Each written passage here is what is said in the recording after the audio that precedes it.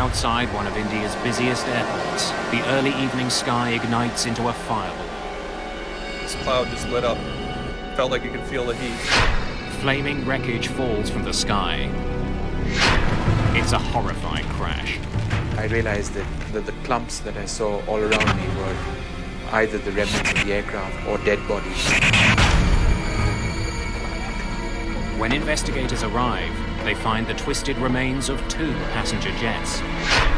349 people are dead. Vital clues are buried deep underground. Investigators must piece together the day's events. Saudi 763 will maintain 140. Kazakh 1907, now reach 150. How had 2 crews that should have known each other's positions ended up in the world's deadliest mid-air collision?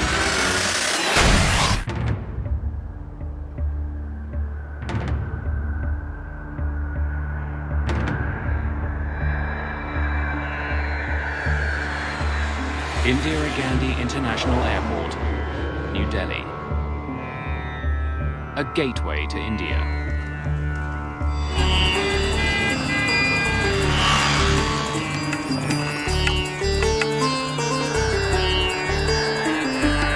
November the 12th, 1996. Busy? Air traffic controller VK Dutta arrives for the late afternoon shift. There was one supervisory officer. There was one person who was sitting beside me and he was assisting me. And the things are all normal. But normal at Indira Gandhi doesn't mean calm. This is becoming one of the most congested airports in the world. In 1990, the government of India signed open skies agreements with several different countries.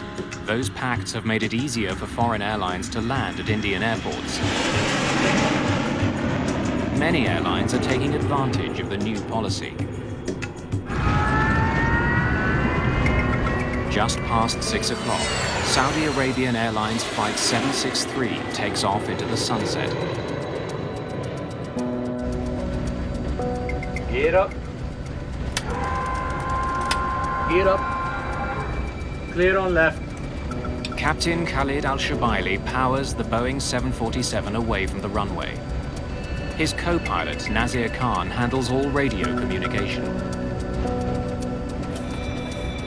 There are 289 passengers on board.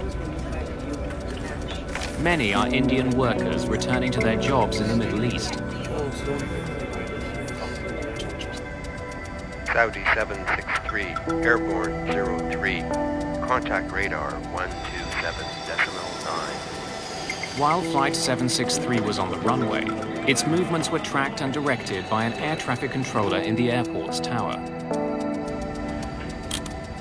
279, good day.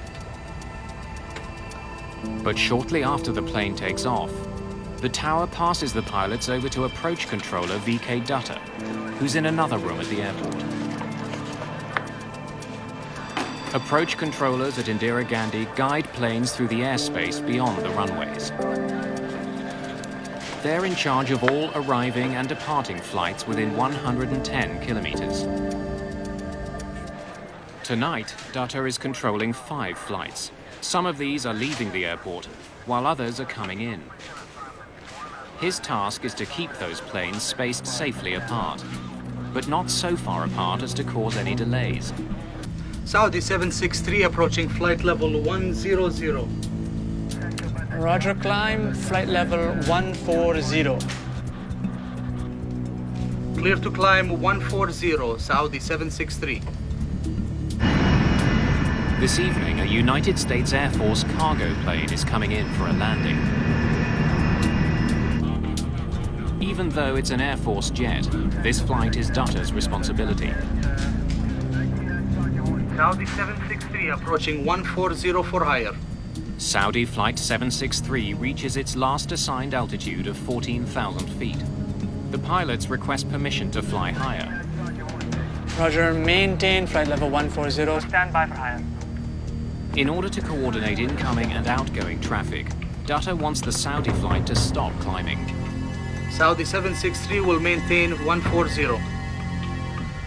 Datta is concerned with another plane, now flying east for a landing at Indira Gandhi Airport. It's a passenger jet operated by Kazakhstan Airlines. The Ilyushin 76 is a massive Russian plane.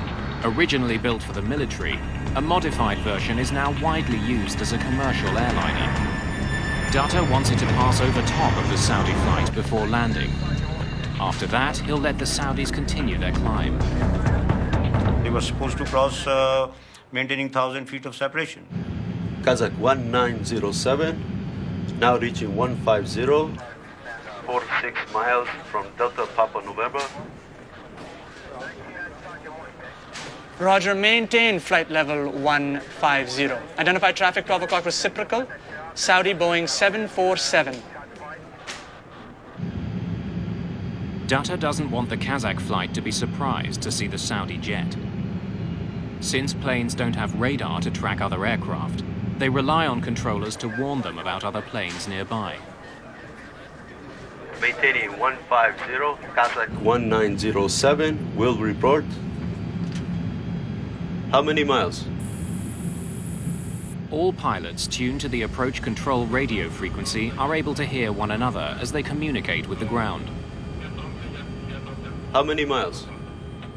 8 miles now. It was strictly visual and trying to pick up on the radios where everyone else is at and what they're up to. Traffic is at 8 miles, level 140. Suddenly, a massive explosion shatters the evening's calm.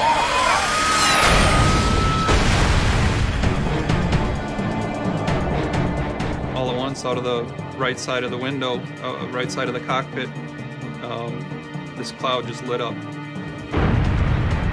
Those missiles? To my mind's eye, there were missiles kind of corkscrewing, picking up speed was what they looked like, and they looked like they were coming right at us. We actually started veering the aircraft away before it became apparent that they weren't coming at us.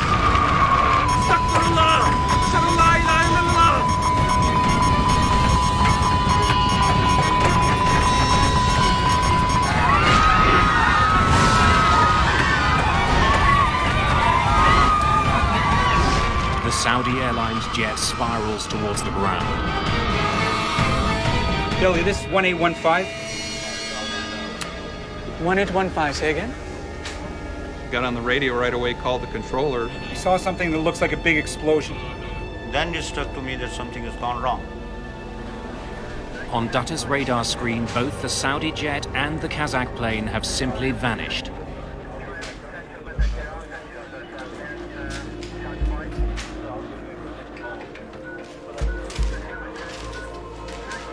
But they were not there at all. Saudi 763? With no response. That was obviously very bone-chilling. Something tragic has happened in the skies near New Delhi's airport. VK Datta is about to become the target of an investigation into one of the deadliest plane crashes of all time. Kazakh 1907, report your position. At New Delhi's airport, a sense of dread is growing. 2 planes have vanished from approach control's radar.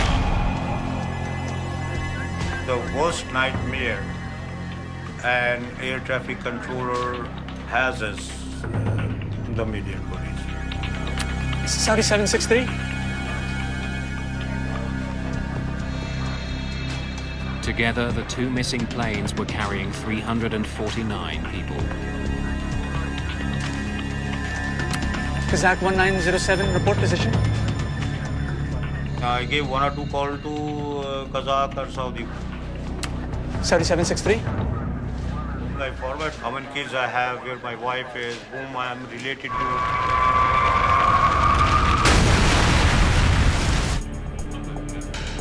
US Air Force pilot Captain Tim Place soon confirms the worst. Delhi, this is 1815.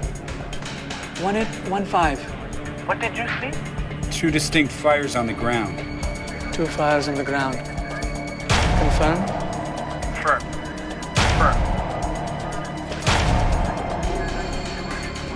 Roger.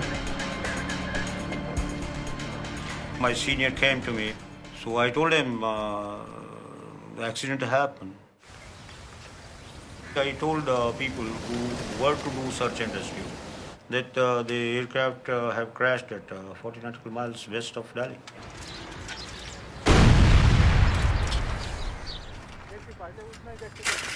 Its mustard and grain fields are now burning with the twisted wreckage of 2 ruined airplanes. All of a sudden, the sky turned a bright red color, and I saw fire and smoke. One plane started to come towards us. There was fire, and parts of the plane were flying everywhere. People were running. The plane's engine broke off, and the plane started to spin out of control and fell into the field.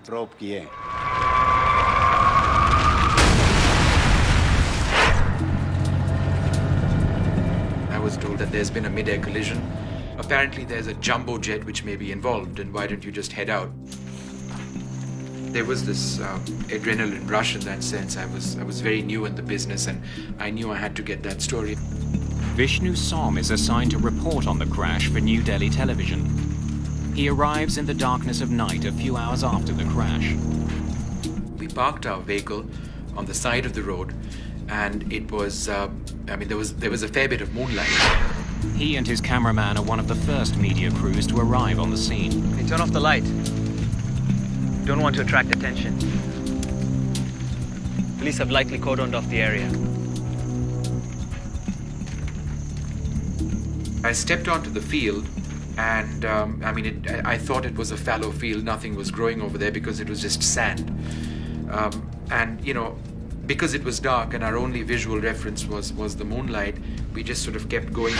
And then I remember seeing clumps around me, just these little piles on all sides. And because there wasn't enough light, I didn't know what exactly it was. And then I stopped because I said, something's terribly wrong over here. Turn on your light. Turn on your light. I realized that the clumps that I saw all around me were either the remnants of the aircraft or dead bodies.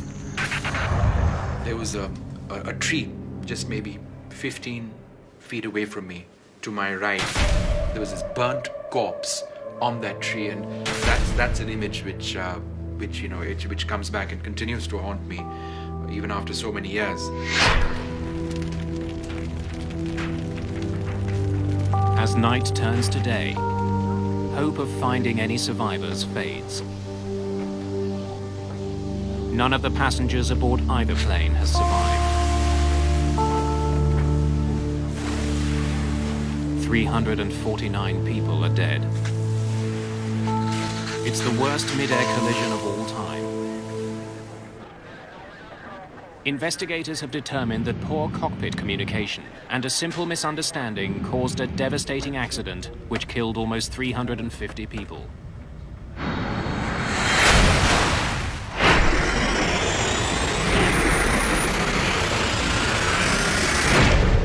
But technology existed that could have helped avoid this accident. Systems that would have helped both the pilots in the air and the controllers on the ground. Investigators are especially critical of the radar that was being used in New Delhi.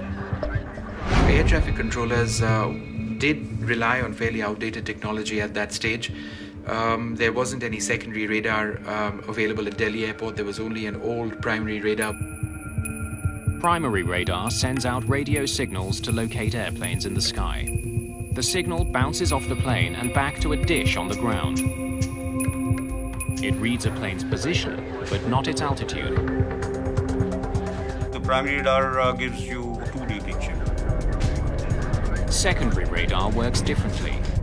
A transponder aboard an aircraft sends a message to the ground with key information about the flight, including its altitude. Saudi 763 approaching flight level 100. Roger, climb flight level 140. On the day of the collision, approach controller VK Dutta could only rely on what the crews told him about their aircraft's altitudes. Kazakh 1907, now reach 150. The Kazakh radio operator said that they were flying at 15,000 feet, but Dutta had no way to confirm that. If he had known the Kazakh flight's actual altitude, he could have diverted the Saudi flight from its path.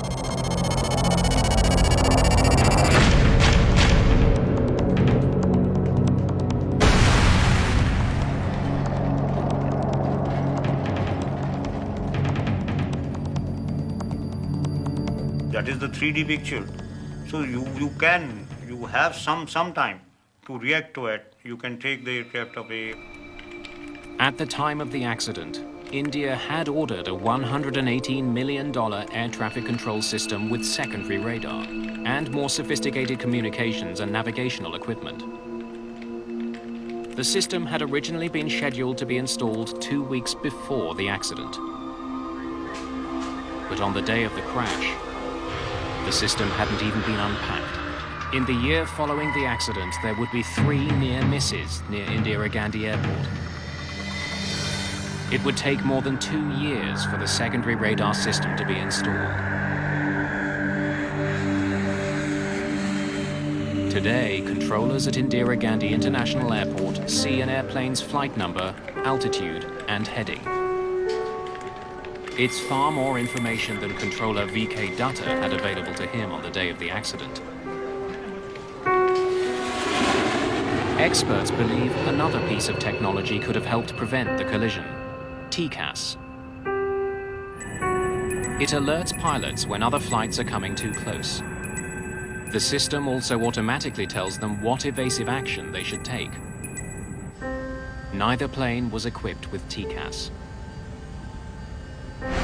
The Indian Airports Authority has also made the airport safer by redesigning the air corridors coming and going from the runways. At the time of the collision, there was one main air corridor for commercial planes landing and taking off from Indira Gandhi International Airport. With the increase in air traffic, that single corridor was becoming too crowded.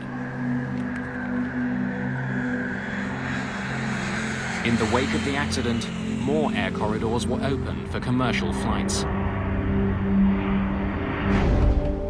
Out-of-date technology and poor communication led to this crash. But like almost every aviation accident, it was a chain of seemingly minor events that ended in disaster. VK Dutta went on to have a long career as an air traffic controller. Today, he works at a college training young controllers. Dutta, who was initially suspected of having caused the crash, helped implement the changes to make New Delhi's airports safer. His efforts have paid off. The airport now handles 20 million passengers a year. Since the new radar system was installed and the new corridors opened, there hasn't been a fatal accident at this airport.